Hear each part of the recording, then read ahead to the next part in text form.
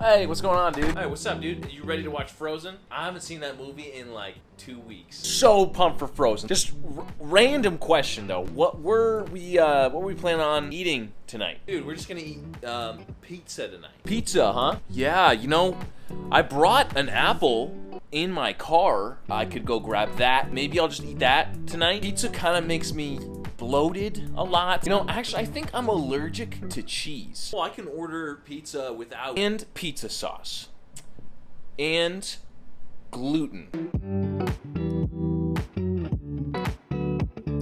This topic of overcoming our food fears is potentially one of the biggest topics and questions that I get asked about consistently on Instagram. How do I overcome my fear foods? How do I not be afraid to eat certain things anymore? This is a very, very complex topic. Because it is so complex, and each of us have spent a certain amount of time diving into our eating disorder behavior, it is going to take time to unravel that and to not be afraid of certain foods anymore. This video is not going to be like an instant quick fix to all of a sudden not being afraid of certain foods anymore. I hope that this video equips you with certain things to approach eating food and fear foods in a different way. The advice that I'm going to give you, my perspective that I'm going to give you in this video, just know that it is going to take time to implement, and it is going to take time to just change those fear food behaviors overall. And you know what?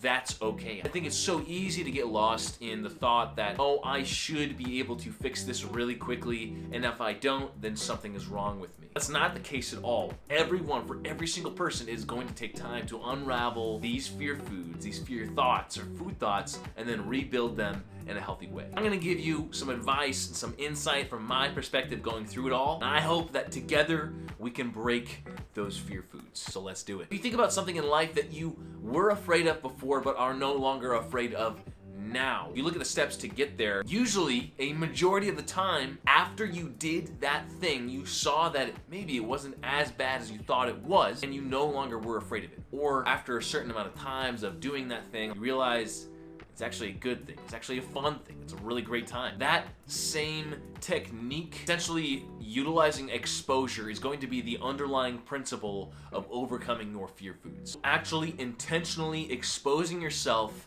to foods that you are afraid of. Now, again, I think that the reason that it's so hard to do this, or the reason that a lot of people, myself included at first, don't do this or didn't do this, is because it's really hard to take on all of these fear foods at one time. And so what I'm going to go through is an exposure technique that I think is one of the best that I've seen for fear foods specifically. The idea of this also is that this method of overcoming fear foods is going to work in conjunction directly with a meal plan that you have going on right now if you're following one, or if you're not following one, this method also will work. So regardless of whether you are following a meal plan in recovery or you are not following a meal plan, then this method is meant for both parties. So there are 5 steps to this method. Step 1 is to simply identify your fear foods. This could be as simple as writing them down on like a piece of paper or typing them up on something like notes or like a doc. But this first step is simply writing out and recognizing, identifying foods that you are afraid of, that you do not want to eat. And I would honestly give a good amount of time into writing this list out. As you encounter different foods, you will be reminded that you are in fact afraid of that food. If that happens, if you've written a bunch of foods down on this fear food list and you encounter one later, add it to the list later on.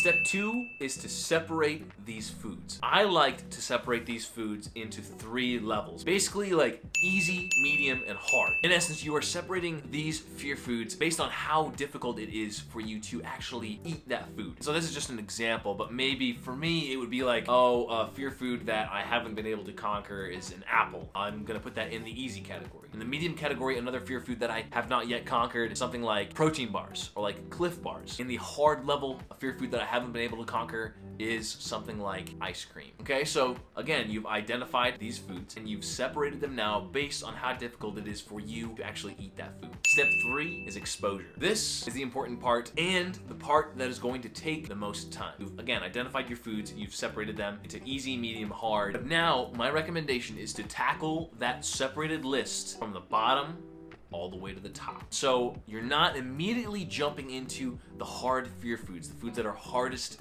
for you to consume, like ice cream. Like, you're not gonna force yourself to eat ice cream right away. Instead, you're gonna go to the bottom of the list, to the easy category, and you're gonna look at those fear foods, and one by one, you are going to introduce yourself to these foods. Truly, I wish that there was a way for you to overcome the fear of food simply by like talking about it and simply by saying that you are no longer afraid of that food. However, I am a personal believer of the fact that this exposure, this type of exposure of actually eating these fear foods, is one of the best ways to overcome your fear of food. This allows you to honestly even like build confidence in conquering those small fear foods that truly allows you to see that you can actually do this, that you can actually conquer these foods one by one. The fourth step, really simple, really easy, is tracking all of the foods that you conquer. So this is kind of like a psychological thing, but also just like a personal thing that I found has really helped me. This is a really positive experience. It allows you to see what you are capable of, because your eating disorder honestly is going to try to convince you that you aren't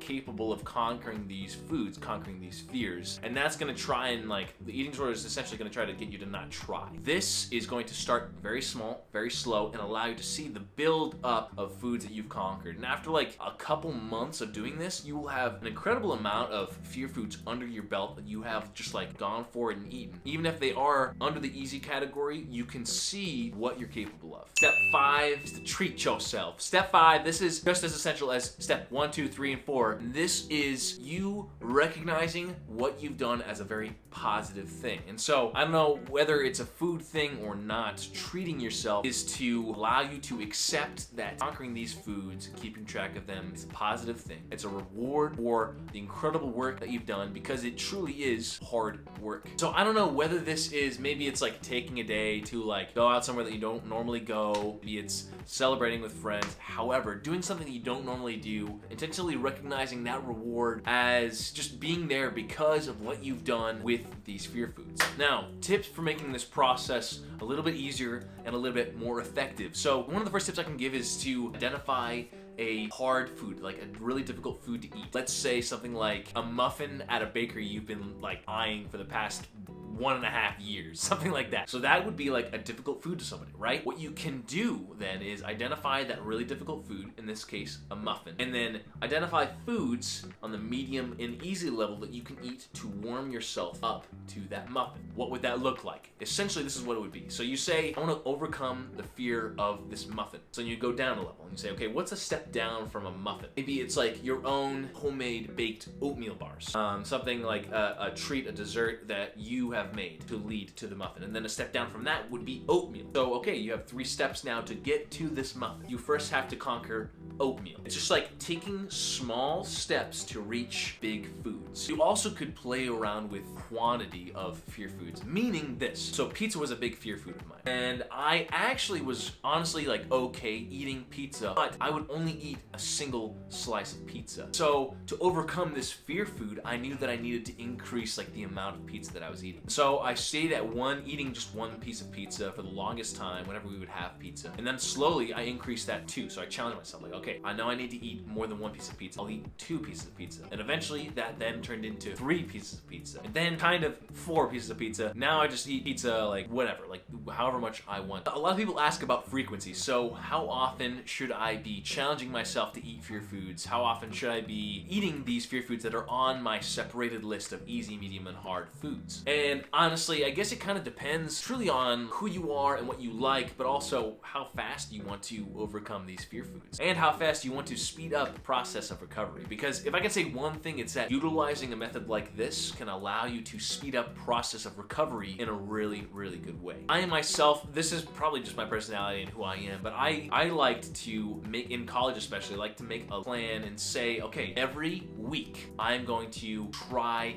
this food, or like after I've made that list, every week I am going to try fear food. If it's not every week, maybe it's like every other week. So every 2 weeks. Ultimately, in the end, there's no like answer to frequency, to how often you should really be challenging yourself to fear foods. I think it's just a question of how fast or how often you really want to do this and expose yourself to these foods. Caveat off of this, talking about frequency, let's say you've tried a fear food and like a fear food that's easy on your list, and you still don't feel like you are past the point of fear with that food. Like, let's say you try an apple, let's just say apple as an example, in week 1, and then the next week you're like, okay, well I did the apple week 1, I'm gonna try something else. You're still afraid of that apple. I would encourage you to stay with that fear food until you feel confident that you are not afraid of it anymore. As you're splitting up these fear foods into like easy, medium, and hard, write down exactly why you are afraid of every single one of those foods. Another thing that honestly is worth mentioning too, like if you're following a meal plan, it is okay to replace like a normal meal that you'd normally eat with a fear food meal. If you're eating these fear foods, you should not be compensating in other ways. Meaning, let's say you eat that Cliff Bar and you try to justify it by saying, okay, I'm gonna eat this Cliff Bar to overcome this fear, but then I'm not gonna eat my dinner. That's not okay, because that's just perpetuating another problem. If you try to overcompensate by not eating something else, then it defeats the purpose eating these fear foods. Another personal tip, truly, like, I am okay starting out with really small portions of big fear foods just to even like get in the door, even if it's just a taste or a small like spoonful of a certain food, just to get your foot in the door. I'd rather have you get your foot in the door of trying like ice cream, one single like scoop of ice cream, to not try it at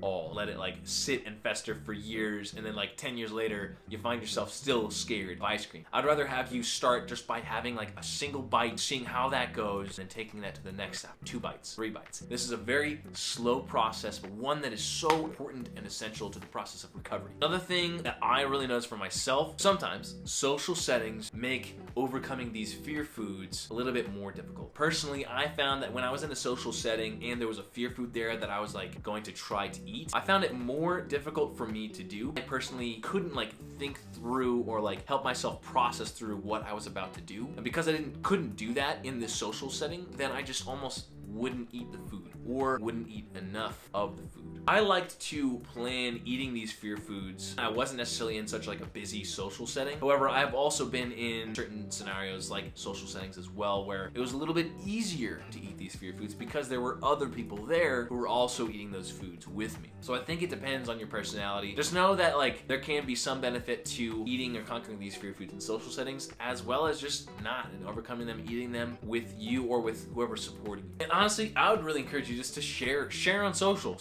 media. This community, the eating disorder community, is honestly so supportive of people, especially who are overcoming their fear foods. You sharing a victory of your own will help you feel better, but it will also encourage other people to maybe give those fear foods a shot for themselves. By sharing your victories, you're helping yourself and you're also helping others. I kind of want to summarize, again, I want to summarize the process of this. So write out, you write out all of the foods you're afraid of, adding to that list as time goes on, as you encounter more and more foods that you find you are afraid of. Step 2 is separate those foods based on easy, medium, and hard, how difficult it is or how easy it is for you to actually eat that food. Step 3 is to expose, starting from the bottom if you want to, working through all those easy foods, eating those easy foods maybe week to week, hitting those foods maybe multiple times. The most important thing is that you're actually putting yourself in a position to succeed with trying these foods, with eating these foods that you are afraid of. And whatever allows you to eat those foods, whatever it is, if it's a list like this, whether it's a schedule, an actual schedule for planning out when you're gonna try these foods, whatever it is, actually exposing yourself to these foods is one of the most important things, one of the most important ways